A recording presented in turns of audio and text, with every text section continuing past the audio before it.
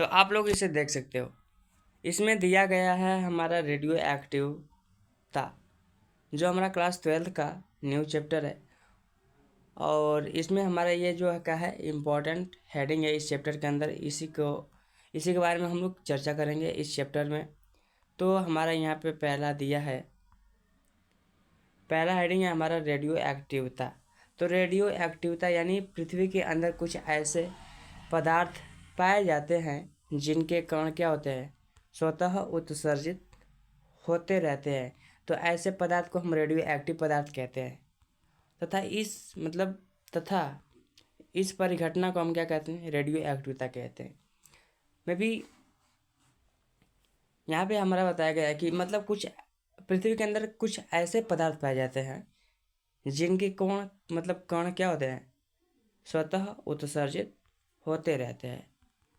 तो जो क्या होता है, जो पृथ्वी के अंदर कण पदार्थ पाए जाते हैं, उस पदार्थ को हम क्या कहते हैं, रेडियो एक्टिव पदार्थ कहते हैं। तथा इस परिघटना को जो क्या होता है कि उसमें से कण निकलने की जो क्रिया होती है, इस परिघटना को हम क्या कहते हैं, इस परिघटना को हम कहते हैं रेडियो एक्टिविता कहते हैं। ऐसा समझ। तो रेडियो एक्टिविता की खोज हेनरी बेकुलर नामक वैज्ञानिक ने सन 1896 में किया था। ऐसा समझ।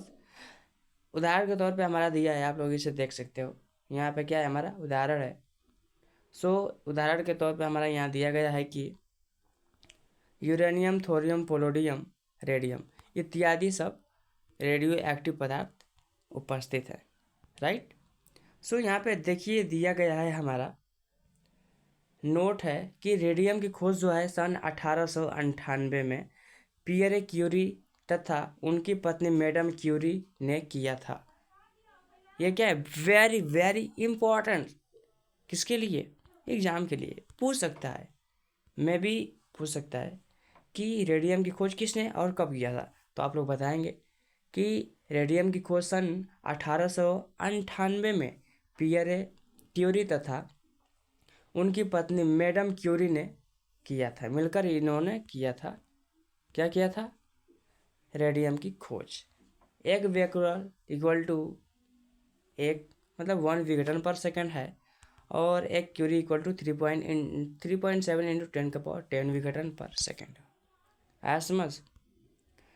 नेक्स्ट हमारा यहाँ पे बताया गया है रदरफोर्ड के द्वारा अल्फा, बीटा तथा गामा किरणों की खोज। तो यहाँ पे देखिए, पहले हम थियरी पढ़ लेते हैं, ठीक है, इसके बाद हम आप लोग को समझाएंगे। तो यहाँ पे देखिए दिया है, रदरफोर्ड ने अपने प्रयोग में एक कांच की मोटी दीवार के बीच पोलोनियम नामक रेडियो एक्टिव पदार्थ को रखा, ठीक है, तथा कांच के दीवार के दोनों तरफ एक कैथोड तथा एक एनोड प्लेट को लगा दिया। आया समझ। तो कांच की दीवार में पतली छिद्र थी जिसमें से रेडियो एक्टिव पदार्थ की किरणें उत्सर्जित हो रही थी। तो प्रयोग में यह देखा गया कि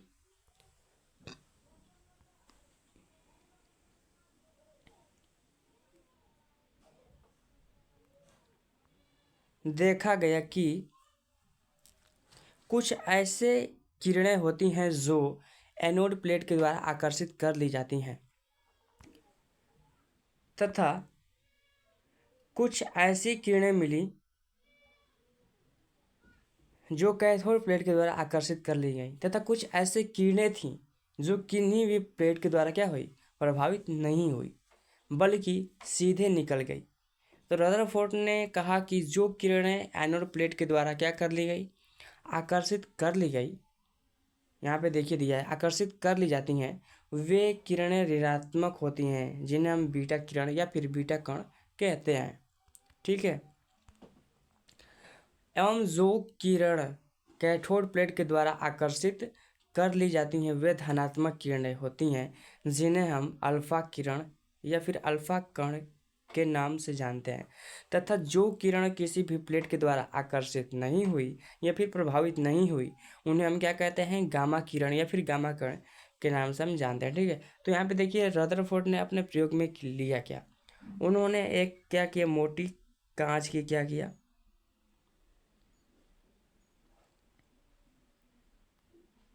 ठीक है, यहाँ से ऐसे कर लेते हैं। ठीक है,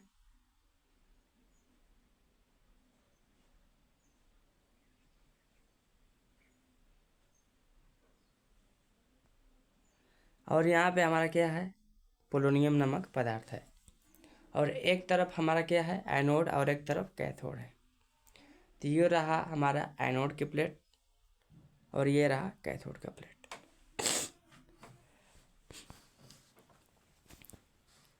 तो यहाँ पे दिया है हमारा, इसमें से किरणें निकलेंगी, 1 मिनट, कैथोड के प्लेट के द्वारा आकर्षित कर ली जाती हैं किरणें किसी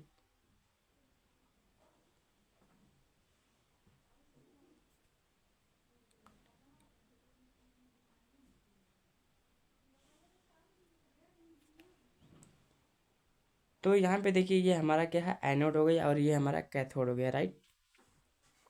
ये प्लेट की बात हो रही है। तो यहाँ पे 3 प्रकार की किरणें क्या हुई, उत्सर्जित हुई। कुछ प्लेट मतलब किरणें इधर गई, कुछ किरणें इधर गई, और कुछ किरणें सीधे निकल गई। क्या हुई, सीधे निकल गई। तो इसमें बताया ये गया है कि मतलब जो किरणें एनोड प्लेट के द्वारा क्या की गई, आकर्षित कर ली गई,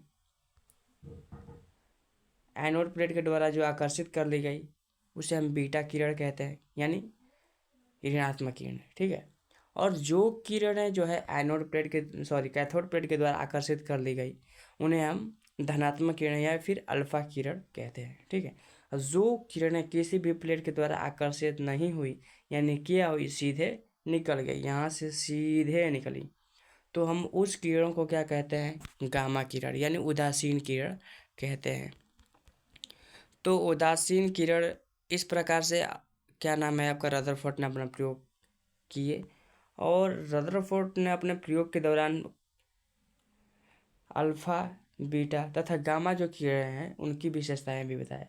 तो प्रकृति में देखिए अल्फा कण धनात्मक होता है, बीटा कण ऋणात्मक होता है, और गामा कण उदासीन होती है, राइट। तो यहाँ पे धना क्या नाम है आपका, अल्फा कण हीलियम का नाभिक जो होता है, और बीटा कण तीव्रगामी इलेक्ट्रॉन है, और ये हमारा गामा कण विद्युत चुंबकीय तरंगे। ठीक है, यहाँ पे दिया है आवेश की मात्रा। आवेश की मात्रा यानी अल्फा कण इक्वल टू 2e, यानी 2 इलेक्ट्रॉन। तो यहाँ पे अल्फा इक्वल टू हमारा होगा +3 पॉइंट, यहाँ पे देखिए ई का मान पुटअप करके 2 का मल्टीप्लाई किया गया है, तो यहाँ पे हमारा क्या होगा, +3.2 इंटू 10⁻⁻19 कूलम होगा, राइट। यहाँ पे दिया है बीटा कण की मतलब -1.6 इंटू 10⁻⁻19 कूलम, राइट। और गामा कण में हमारा 0 है, और भेदन क्षमता अल्फा कण की जो हमारा सबसे न्यूनतम होती है, और बीटा कण की अल्फा से 100 गुनी होती है, और गामा कण की भी क्या होती है, बीटा से 100 गुनी होती है। यहाँ पे आप लोग देख सकते हैं, यहाँ पे दिया है वेरी वेरी इम्पोर्टेंट, दिया है सोडी फजान का नियम। सोडी फजान का नियम है हमारा, समझ। तो इसमें ये बताया गया है किसी रेडियो एक्टिव पदार्थ के क्षय होने की दर उसकी प्रारंभिक समय उपस्थित पदार्थ की मात्रा की क्या होती है, समानुपाती होती है। -dn प्रोपोर्शनल n हो गया, आया समझ।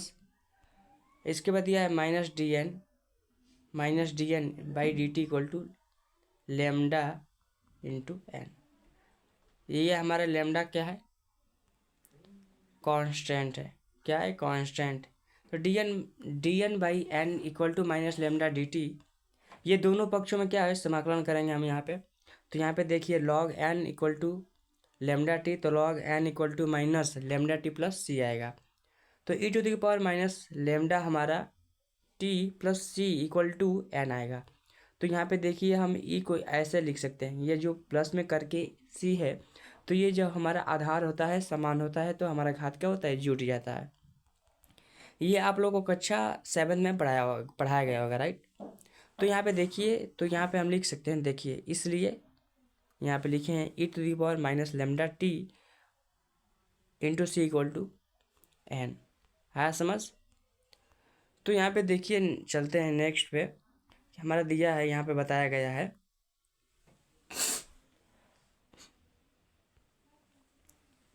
दिया है c equal to log N naught. तो c का मान उपर्युक्त समीकरण में क्या करते हैं, पुटअप करते हैं। क्या करते हैं?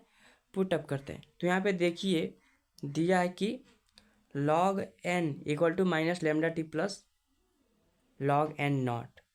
तो आप लोगों को हम बता दें, यहाँ पे देखिए log N by N naught equal to minus lambda T जो है, तो यहाँ पे E to the power minus lambda T equal to N by N naught होगा।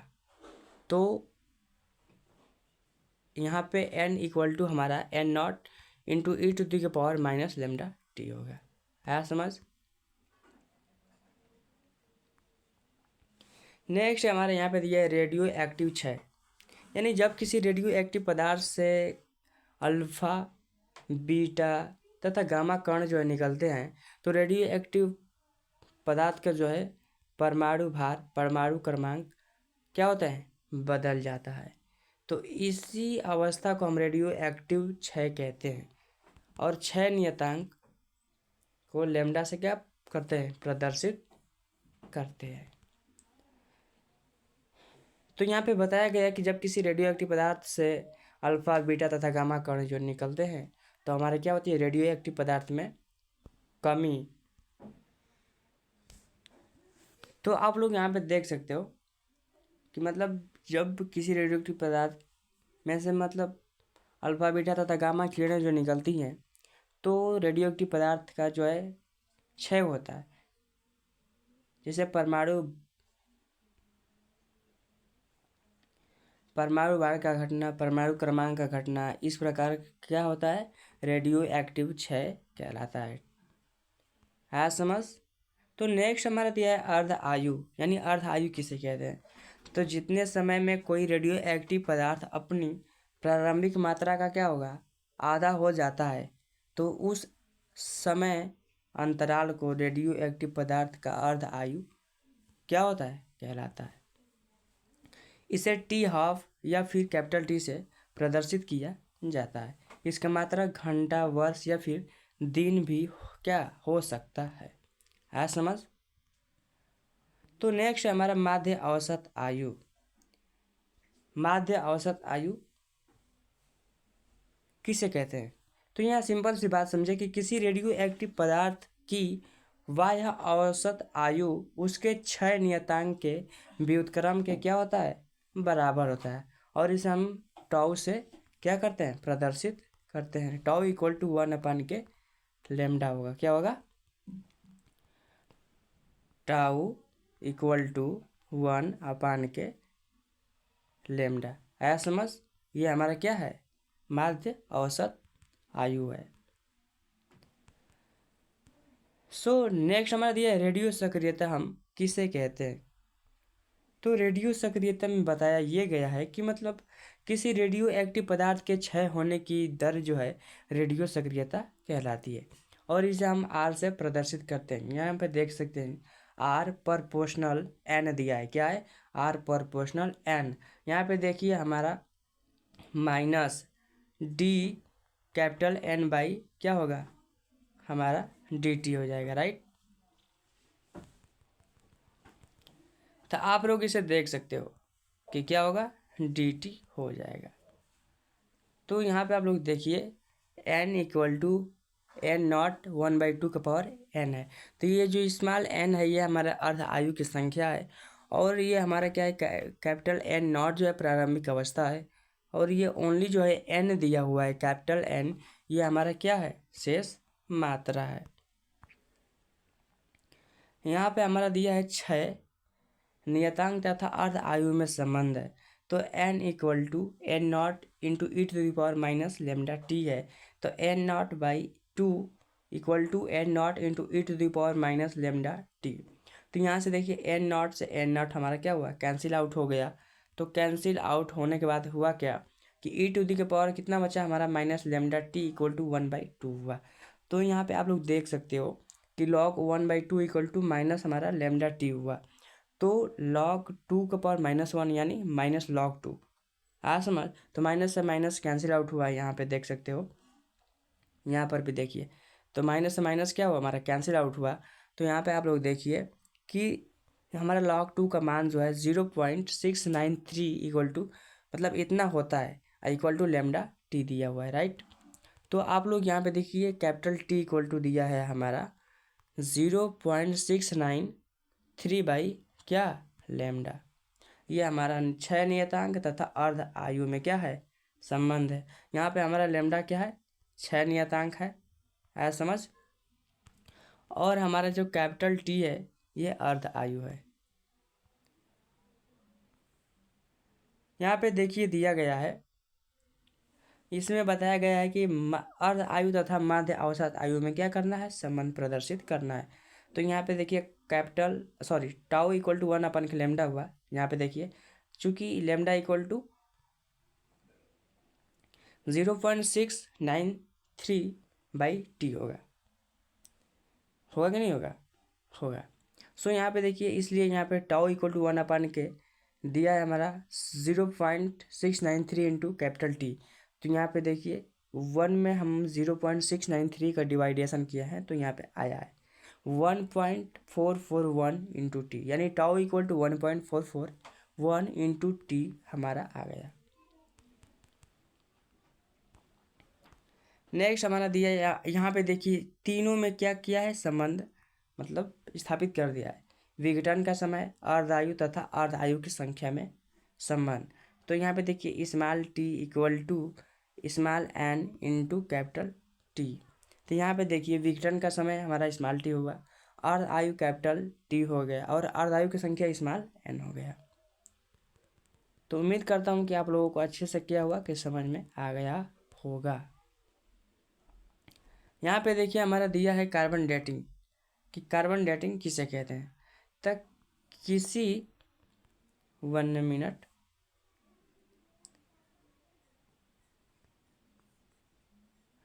तो यहाँ पे दिया है किसी जीवाश्म का आयु ज्ञात करने के लिए जिस युक्ति का प्रयोग करते हैं उसे कार्बन डेटिंग कहते हैं। यानी यहाँ पे इसमें ये बताया गया किसी भी जीवाश्म का आयु ज्ञात करने के लिए जिस युक्ति का प्रयोग किया जाता है उससे हम क्या कहते हैं, कार्बन डेटिंग कहते हैं। पदार्थ की अर्ध आयु क्या है, अर्ध आयु कैपिटल टी इक्वल टू विघटन का समय और नीचे हमारा दिया है अर्ध आयु की क्या है, संख्या। यहाँ पे अर्ध आयु की संख्या बताई गई है।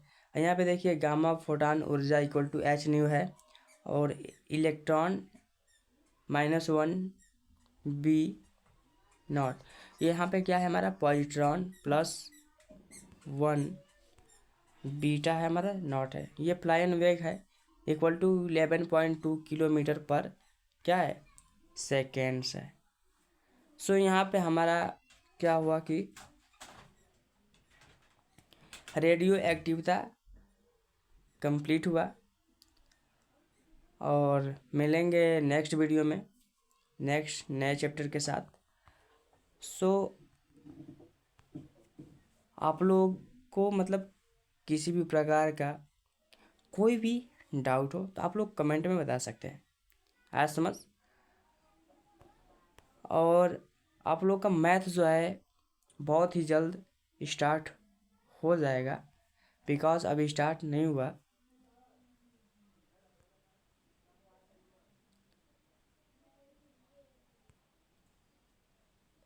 कोई प्रॉब्लम मतलब कुछ प्रॉब्लम की वजह से अभी स्टार्ट नहीं हुआ।